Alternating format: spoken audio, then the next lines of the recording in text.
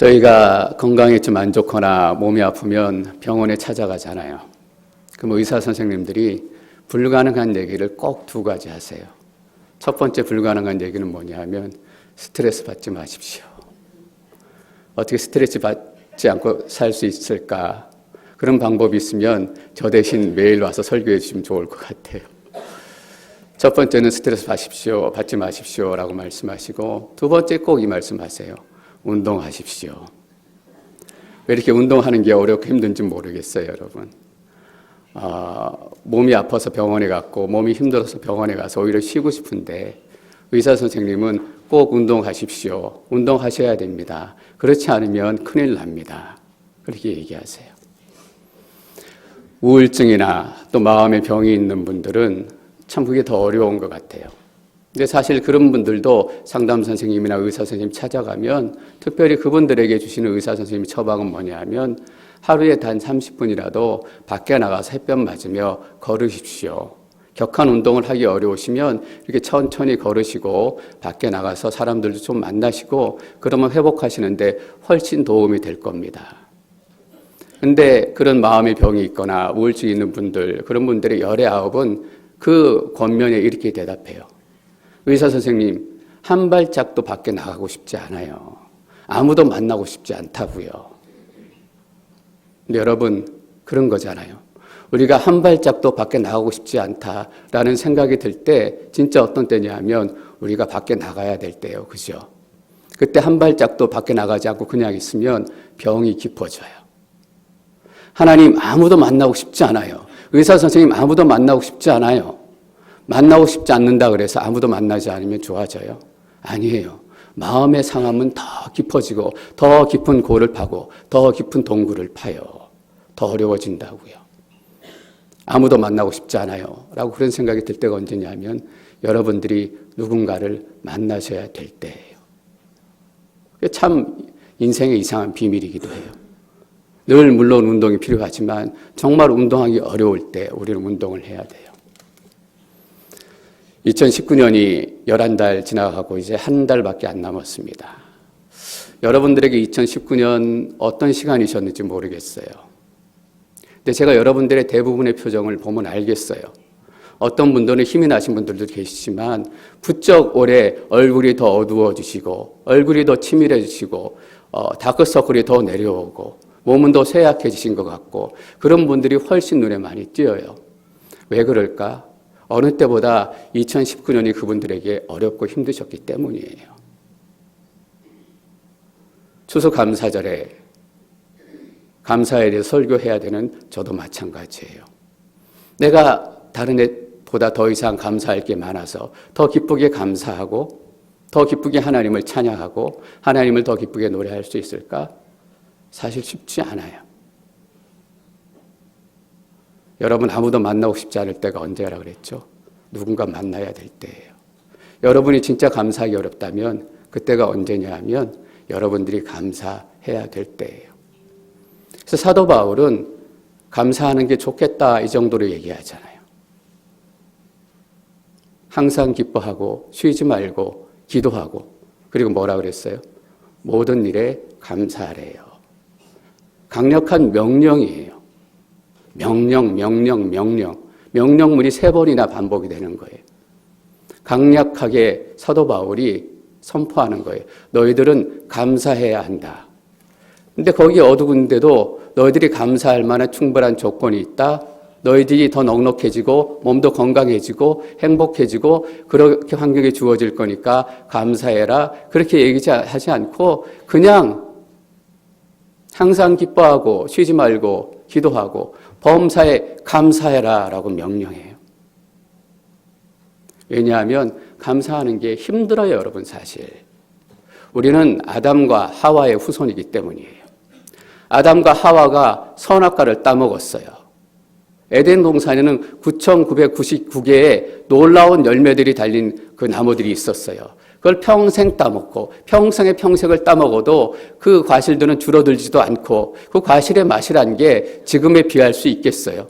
지금 모든 기술을 발달시켜서 당분을 높이고 과즙을 충분하게 하고 단단하게 하고 이렇게 억지로 만들어 놓은 거하고 하나님께서 처음으로 보기 좋다라고 말씀하시면서 딱 달아놓은 열매하고 과즙의 양이나 당도나 비교할 수 있겠어요. 그런데 중앙에 있는 나무 한 그루가 눈에 들어오니까 어떻게 시작이 되냐 하면 감사할 수 없는 거예요, 여러분. 하나님 앞에. 하나님, 내가 9,999개 있어서 너무나 감사해요. 그 감사가 시작되지 않는 거예요. 마음에 고난이 오고 마음에 시험이 오고 어려워지는 거죠. 오늘 저희가 찬양을 했습니다. 찬양의 가사가 이래요. 너무 그분이 실제 경험한 삶을 쓴 것 같아요. 하나님께서 큰 재물을 주셨으니, 건강을 주셨으니 감사해라, 그렇게 하지 않고 세상 모든 풍파 너를 흔들어. 그죠? 흔들어서 약한 마음 낙심하게 될 때, 약한 마음이 낙심하게 될 때는 언제냐 하면 감사하기 어려울 때예요. 이때 뭐라고 얘기하냐면 주의 복을 세워보래요. 우리가 정말 주의 복을 세워보고 감사해야 될 때는 뭐냐 하면 세상 풍파가 우리의 인생을 흔들고 우리의 자녀를 흔들고 나의 약하고 약한 마음이 더 약해지고 나의 무력하고 무력한 인생이 더 무력해 보일 때, 그때 하나님이 주신 복을 세워보아라 라는 거예요. 여러분, 감사는 감사하고 싶다 이런 감정 아니거든요. 우리 이런 얘기, 이런 설교 많이 들었어요. 여러분, 사랑은 단순히 감정이 아닙니다. 사랑은 선택이기도 하고 사랑은 의지이기도 하고 사랑은 결단이기도 합니다. 여러분, 부부가 한평생 사랑하면서 살잖아요. 1년 365일 맨날 사랑하고 싶겠어요? 아니에요. 어떤 하나는 꼴도 보고 싫은 거예요. 운동하면 나보다 오래 살려고 이 왼수 같은 인간. 밥 잘 먹으면 밥 잘 먹는 그 입조차 미워 보이고, 어떤 분 얘기 들으니까 숨 쉬는 것도 밉다 그러더라고요. 어떨 때는 그런 때 있어요. 정말 숨 쉬는 것도 미울 때지만 결혼기념일이 오고 생일이 오면 선물을 주고받으면서 그래, 우리 원래 사랑하는 사이였지. 그래서 만나게 됐고 사랑하게 됐지. 또 그 고비 넘기고 또 그 고비 넘기고 맨날 사랑해서 사랑하는 거 아니라고요. 위기가 찾아왔을 때 의지로 결단하고 그래, 내가 다시 한번 마음을 가다듬어 사랑해야 되겠다. 하영조 목사님 생전에 연예인 교회 목회하시다 가끔 말씀 나누셨어요.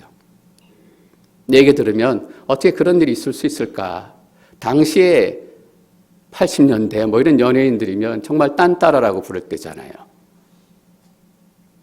술 먹고 연락해서 하소연하고 불러내고 술집 가서 데려와가지고 그리고 데리고 나와서 택시 태워가지고 정중하게 잘 모셔다 드리고, 그게 허구 헛날 연예인 교회에 사셨던 목사의 목회라는 거예요. 그게 구봉서 선생님이고 후라이 곽규석 목사님이고, 여러분 맨날 그분들이 사랑스러웠겠어요? 어떤 때는 이 인간들 또 술에 취해 자빠져가지고 또 연락했네. 택시 문 닫아주면서 곱게 닫아주는 게 아니라 그냥 문이 부서져라 하고 닫아주고 싶을 때 없었겠어요? 그렇지만 그런 마음이 들 때 아니다, 내가 살살 닫아줘야지. 닫아주고 그러다 보니까 또 사랑하게 되고 그러다 보니까 더 깊이 사랑하게 되고, 감사가 저절로 되지 않아요. 우리는 아담과 하와의 후손이기 때문이에요. 그래서 감사를 결단해야 돼요. 감사를 결단할 뿐만 아니라 사도 바울은 골로새 교인들이 감사할 수 있는 성도들이 되도록 기도해요.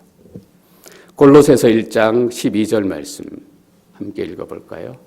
1장 12절 시작. 그래서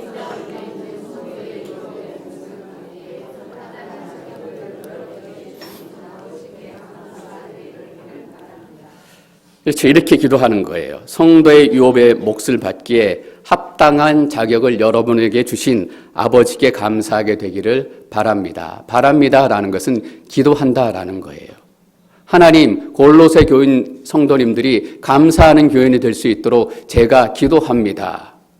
사도 바울은 명령했을 뿐만 아니라 감사하는 교인이 되도록 기도해요. 왜 명령하고 기도해야 될까? 그냥 되면 명령하고 기도할 필요가 없어요. 사도 바울이 이 짧은 골로새서를 쓰면서 얼마나 하고 싶은 얘기가 많았어요. 그래서 골라서 진짜 중요한 얘기만 한 거라고요. 근데 그들을 위해서 기도하는데 감사하는 교인이 되게 해 주십시오. 여러분 혹시 그런 기도 해본 적 있으세요? 하나님, 김 집사가 감사하는 성도가 될 수 있도록, 감사하는 믿음의 사람이 될 수 있도록, 하나님, 내가 감사하는 사람이 될 수 있도록, 감사하는 목사가 될 수 있도록 그렇게 만들어 주십시오. 내가 하나님의 명령 그대로 따라 살기를 원합니다.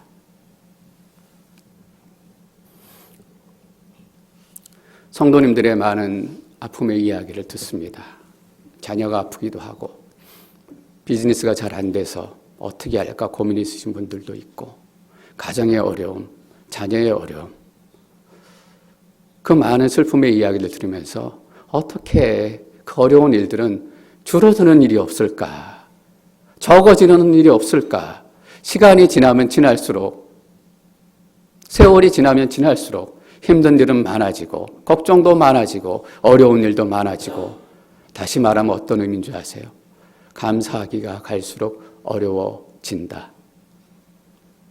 그래서 전 여러분들이 이 사도 바울의 명령에 따르셨으면 좋겠습니다.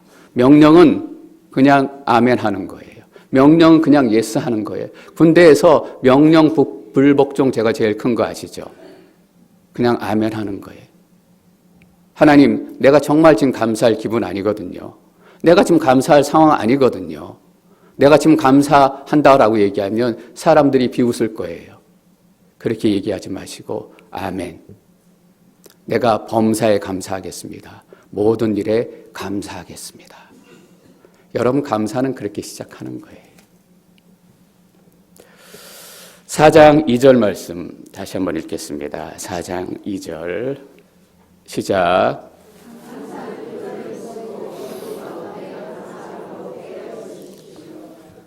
기도에 대해서 항상 기도에 힘쓰고, 맞습니다. 성도는 어떤 사람들인가? 항상 기도할 뿐만 아니라 기도에 힘쓰는 사람이에요. 다시 강조할 필요도 없을 것 같습니다.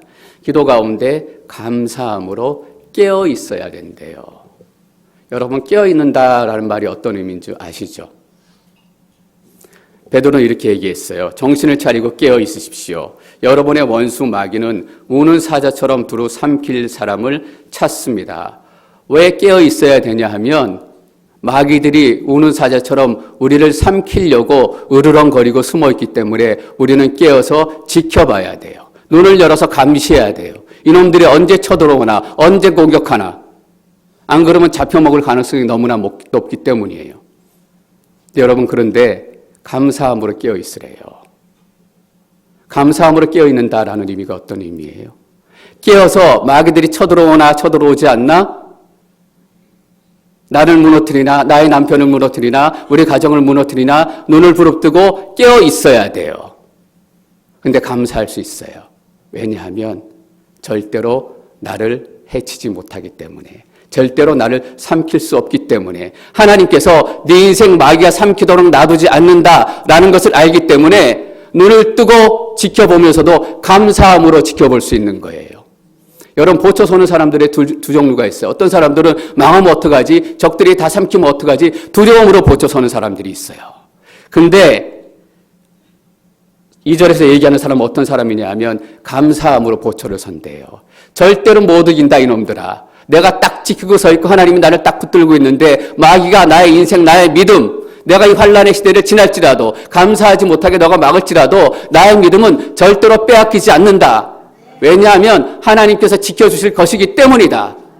여러분, 두려움 가운데 깨어있는 것이 아니라 감사하는 가운데 깨어있는 거예요.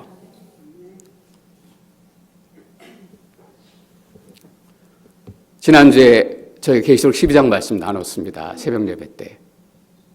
사단이 분을 품고 우리를 해치려고, 이 땅의 성도를 해치려고 이 땅에 내려왔어요. 분을 품고, 사단인 것 자체가 분을 품은 자인데 분을 품고 우리를 해치려고 왔으니 얼마나 위험하고 얼마나 두렵고 얼마나 무서워요. 근데 이 땅으로 내려온 이유를 보니까 별거 아니에요. 하늘에서 전쟁이 져가지고 쫓겨났더라고요. 여러분, 마귀는 그런 존재예요. 쫓겨나고 때가 얼마 남지 않아서 지가 아무리 분을 내도 별거 아니에요, 여러분. 그래서 우리는 감사함으로 깨어 있을 수 있는 거예요.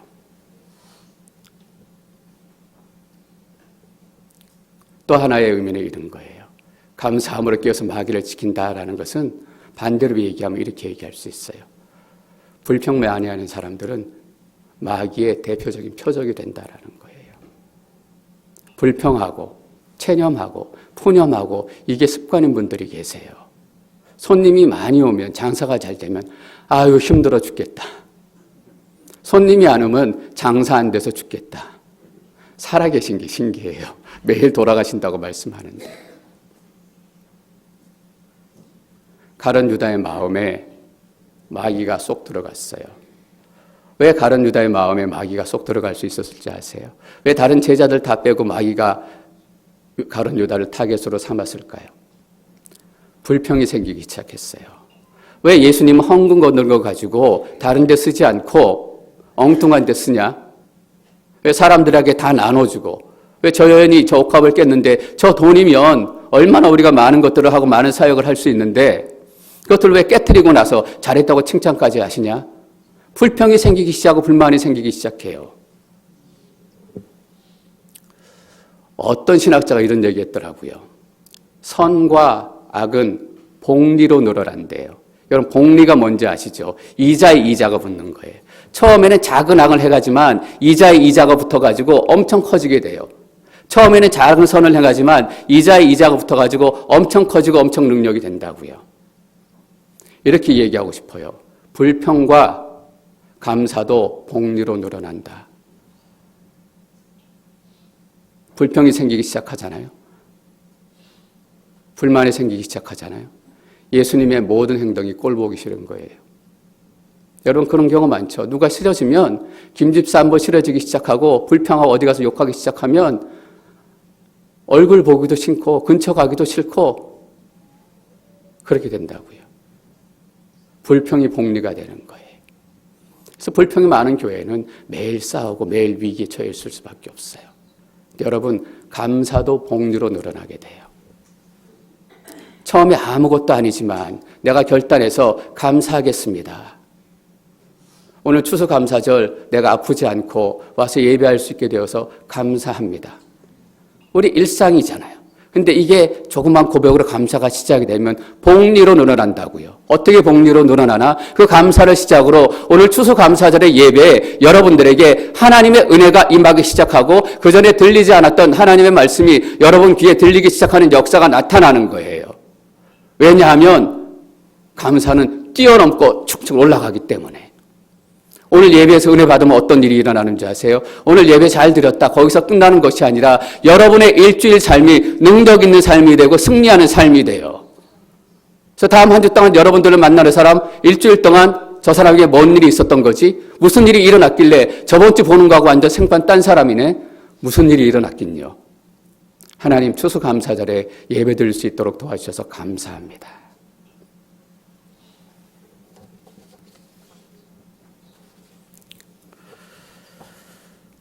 항상 기도에 힘쓰고 기도 가운데 감사함으로 깨어 있으십시오.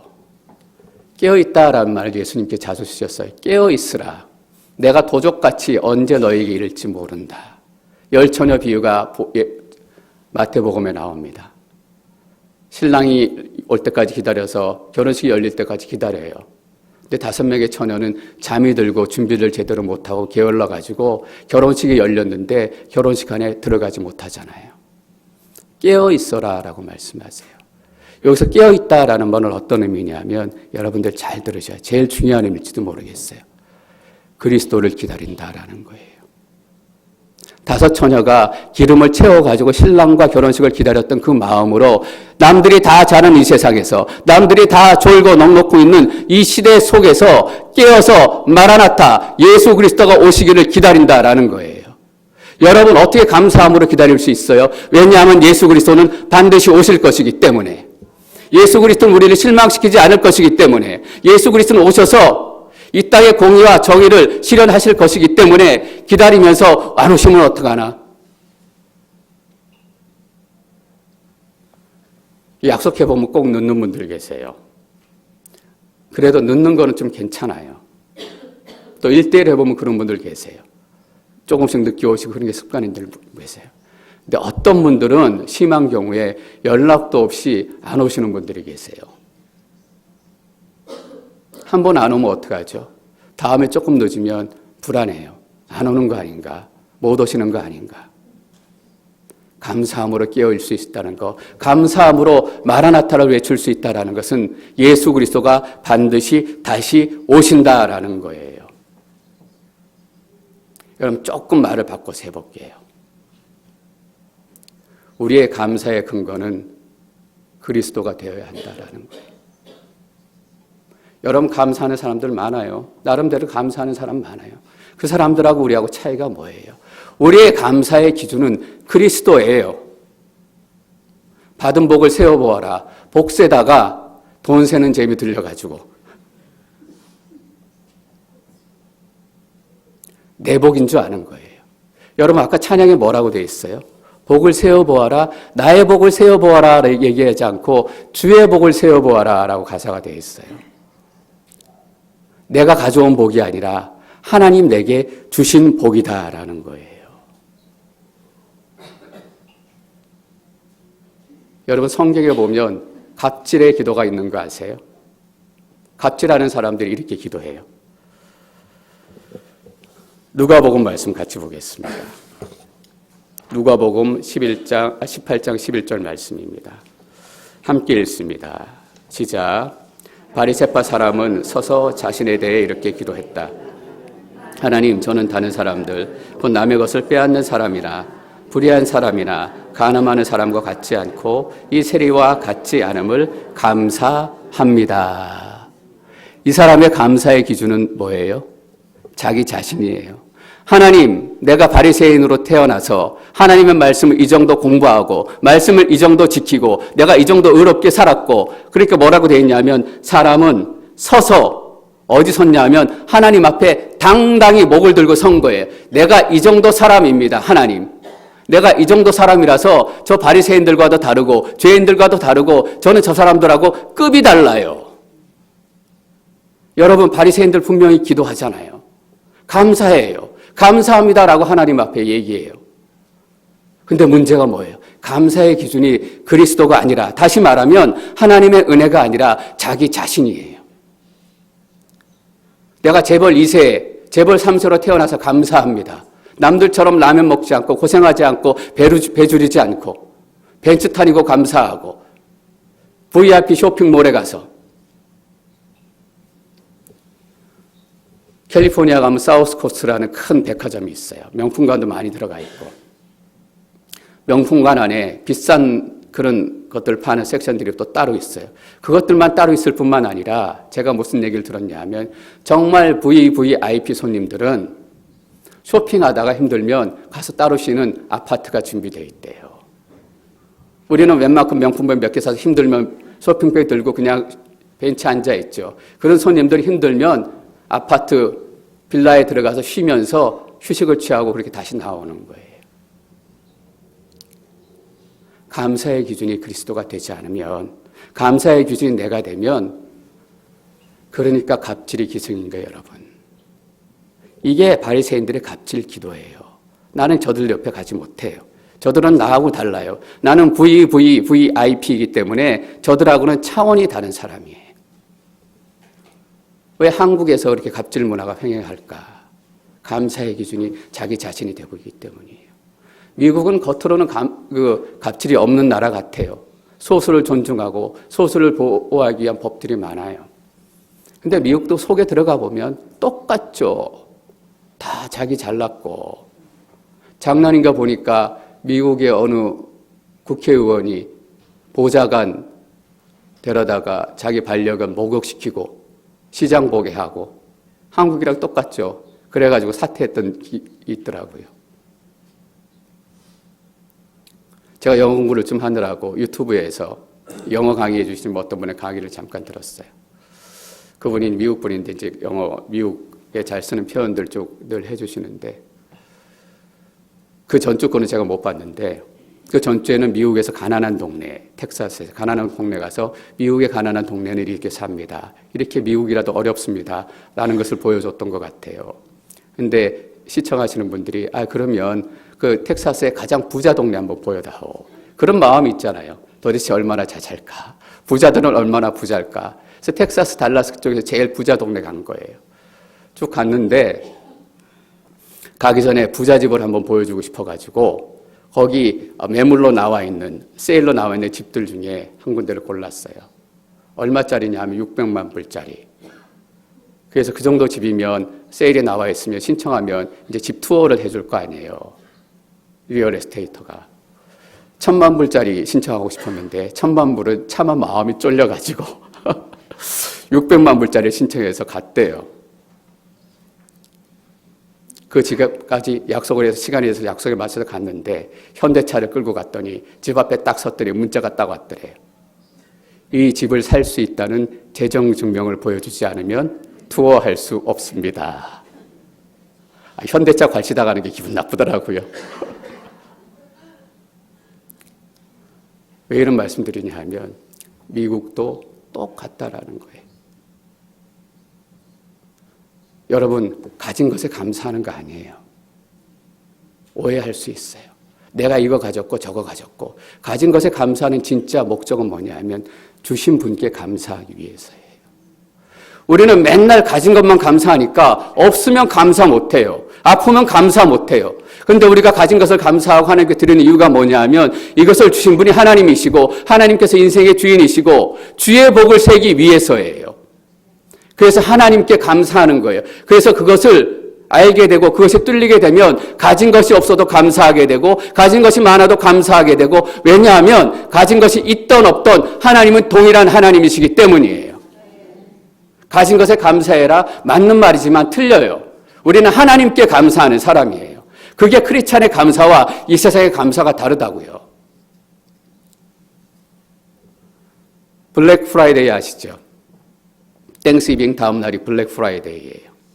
그때부터 본격적으로 연말에 쇼핑 시즌이 시작이 돼요. 막 바람을 넣고 거기서부터 연휴가 시작이 되니까 블랙 프라이데이 때 대단한 매출이 올라가서 업체들도 마케팅을 많이 하고 사람들도 물건을 많이 사고. 근데 몇 년 전부터 그레이 서스데이라고 나온 거 아세요? 검은 금요일이 아니라 회색 목요일이 나왔어요. 새로운 이름을 붙여가지고 금요일부터 쇼핑하지 말고 목요일부터 쇼핑 시작해라.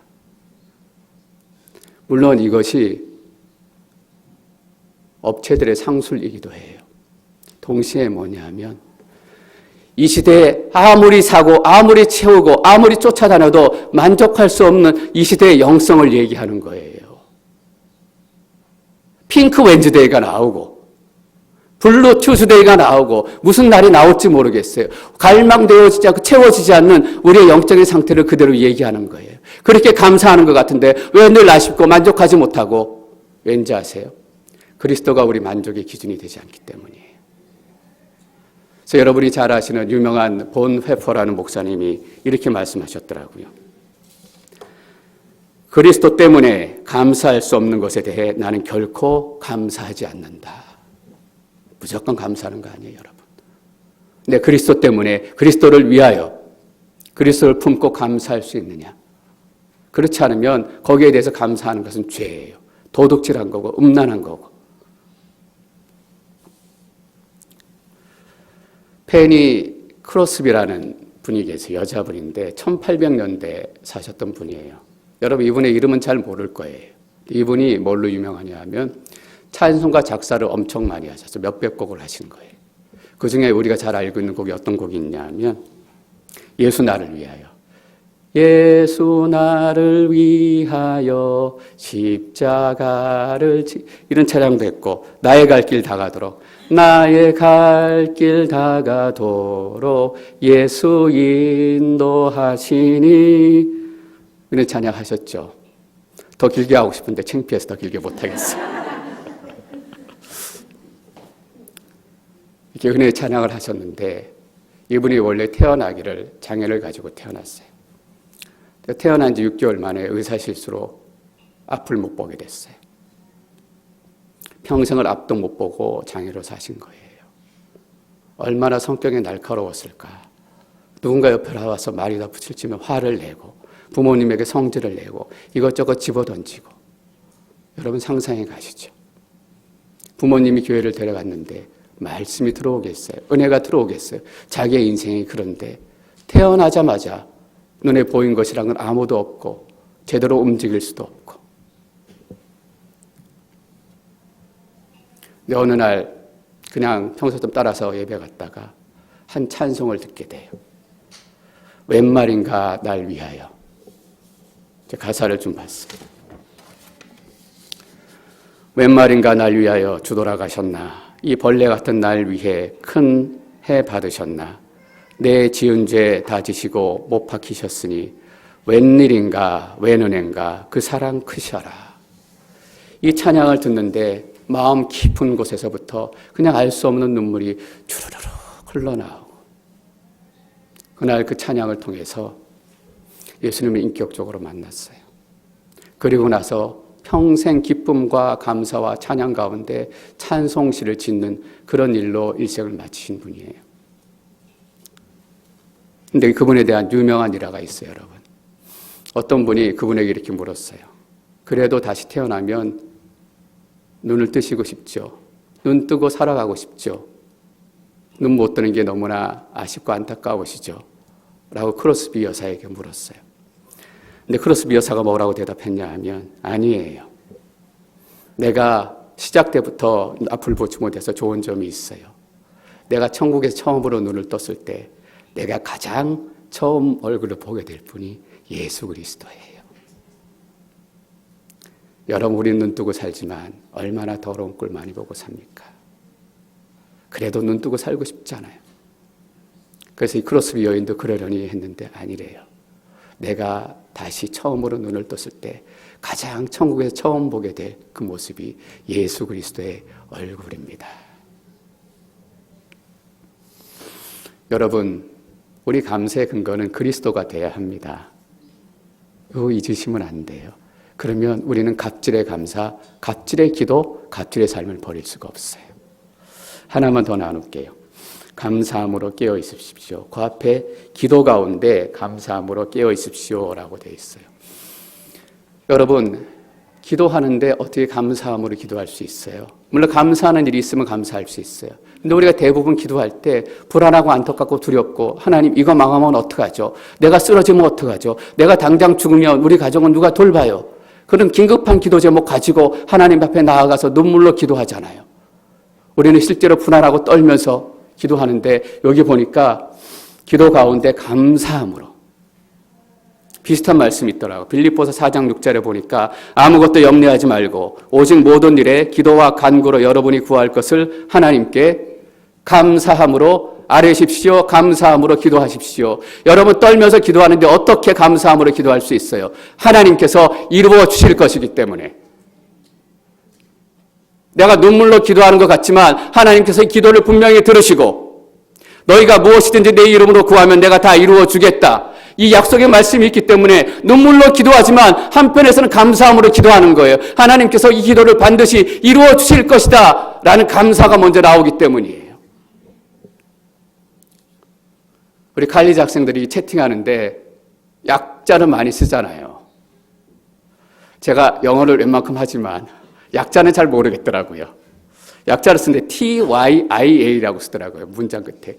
TYIA. 내가 영어 공부를 10수년 이상 했는데 이런 단어는 들어본 적이 없다. 찾아봤더니 뭐냐면 TYIA가 Thank you in advance예요. 뭐예요, 여러분? 미리 감사합니다. 미리 감사합니다. 하나님, 내가 지금 눈물로 기도하지만 어려움으로 기도하지만 하나님께서 이 기도에 응답하실 걸 알기 때문에 TYIA 미리 감사합니다. 여러분, 지금 이해되지 않는 일들이 너무나 많아요. 하나님, 내 인생에 어떤 이런 일이 일어날 수 있을까? 지금 당장 이 기도가 응답되고 이 기도가 가장 절박한 것 같은데. 여러분, 저는 믿어요. 천국에 갔을 때 하나님께서 그때 기도 응답 늦게 해주셔서 감사합니다. 분명히 여러분들 고백하시게 될 거예요. 그때 이해할 수 없었지만 하나님 그 인생에 그 시간에 이해할 수 없는 일이 내 삶에 나타나서 감사합니다. 그 일 덕분에. 저희 성도님 중에 한 분이 지난주에 무릎 수술을 하셨어요. 병원에 잠시 찾아뵀더니 집사님 이제 2-3달 동안 교회도 못 나오시고 그렇게 움직이는 거 좋아하시고 활동적이신데 깝깝해서 어떻게 사세요? 그래서 이렇게 얘기하시더라고요. 잘 된 것 같아요. 이 기회에 성경 다시 한번 읽어보려고요.